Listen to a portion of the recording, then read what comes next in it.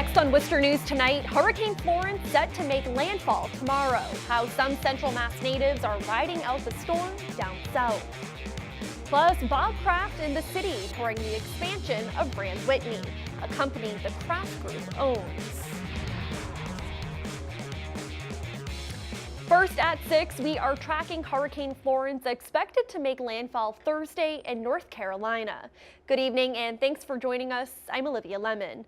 Let's get you straight over to meteorologist Tim Kelly for the latest update on this powerful storm. Yeah, Florence, a tiny bit of good news. She weakened from a Category 4 24 hours ago to a Category 3 as the convection around the center of the storm weakened just a little bit. The Hurricane Hunter aircraft flew through and detected winds of 125 instead of 130, so not much of a difference, and it became a wider storm. In other words, the tropical storm and hurricane force winds now extend almost 100 miles from the center of the storm, and the track has been adjusted now. It looks like instead of going between perhaps Wilmington and Hatteras tomorrow night, it's still offshore, although the bands of heavy wind and rain will move onshore. The eye is still offshore. This is the forecast from the National Hurricane Center. And then the storm is in a very weak steering current and may actually linger just along the coast. That's really bad news because the faster it goes, the faster the eye is gone. The longer the eye is there, the longer you have the devastating wind, and it may weaken a bit, and the closer it comes to shore and just lingering, that means the storm surge and the waves coming in off the ocean can linger longer also. And then this is now Saturday at 7 o'clock, right on the coast between Myrtle Beach and Charleston. This again, it's a long-range forecast, so it still could be north of Wilmington, north as far as Wilmington, or even south as far as Savannah. But this is the National Hurricane Center forecast, has it in South Carolina, stalling all weekend long with tremendous rain. Speaking of rain, we had our share today. Will it go away tomorrow? Our local forecast, some nice weather for the weekend in a few minutes. And some Central Massachusetts volunteers made the trip down south to help those impacted by the storm. Meanwhile, others plan on riding it out, hoping they are prepared to handle what Florence will bring. Our Chandler Walsh joins us now to explain. Chandler? Olivia, I spoke to a Central Mass native now living in the hurricane zone. She says she's about 4 miles from the ocean and is preparing for the storm to hit tomorrow night. Sunny skies at Laura Gustafson's home just outside of Myrtle Beach. The Douglas native moved to South Carolina years ago.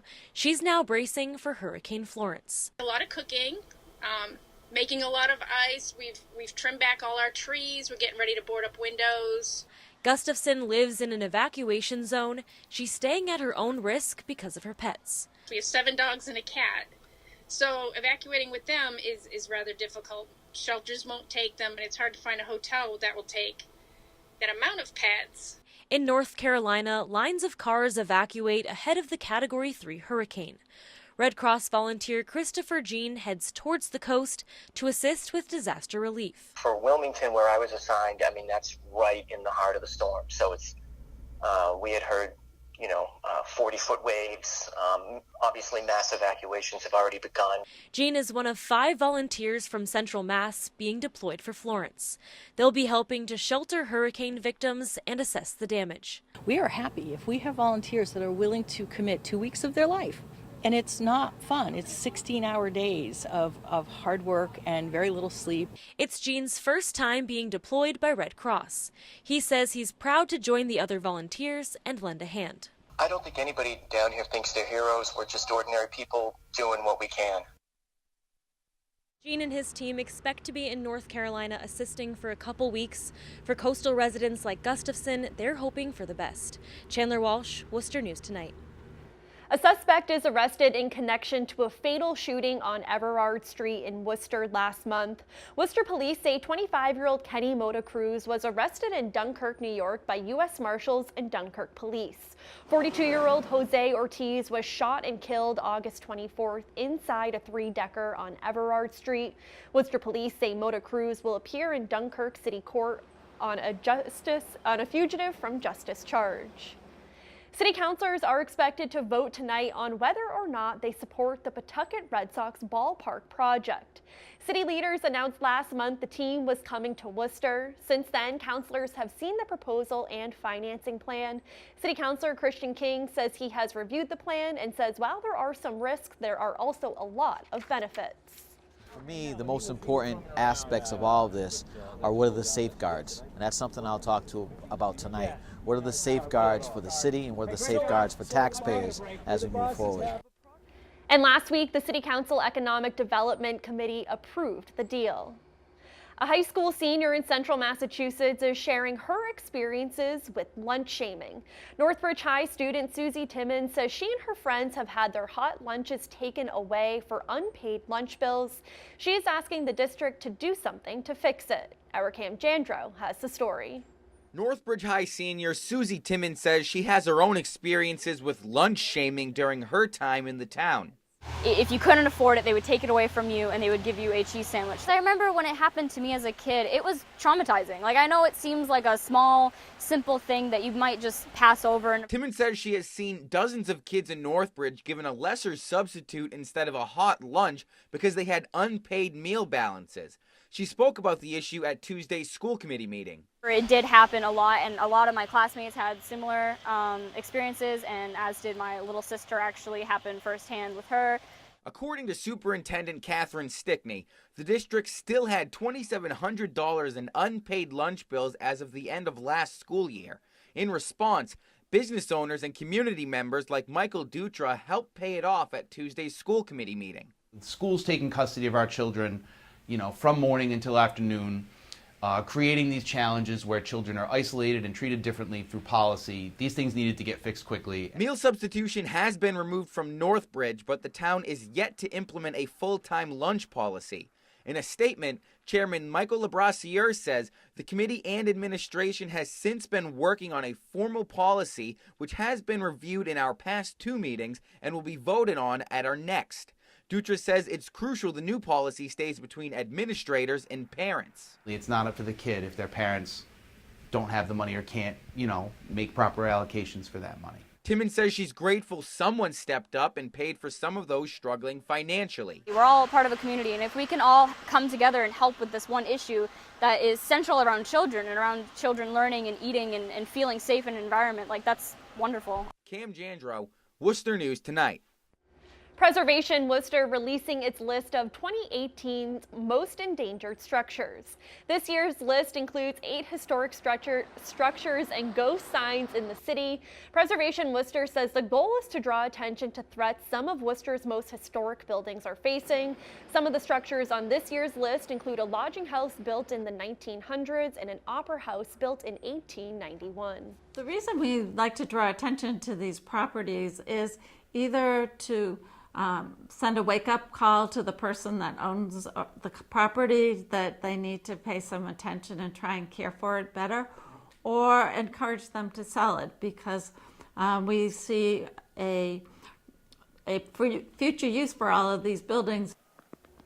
And in order to be on the list, the structures must be built before 1968 and contribute to the landscape of the city through their historic, architectural, and cultural significance. Assumption College unveiling a new center Tuesday where students will be able to explore global opportunities. The Global Study Center will help students connect with the world by creating a space to discuss studying abroad and global study classes. The new center comes after recent developments on campus like the addition of a nursing program and the new Sostis Family Academic Building. The college says they are constantly working on ways to attract new students. Director of Global Studies Center Kevin Hickey has taught at Assumption for 40 years and says most colleges in the area don't have a global studies program like theirs.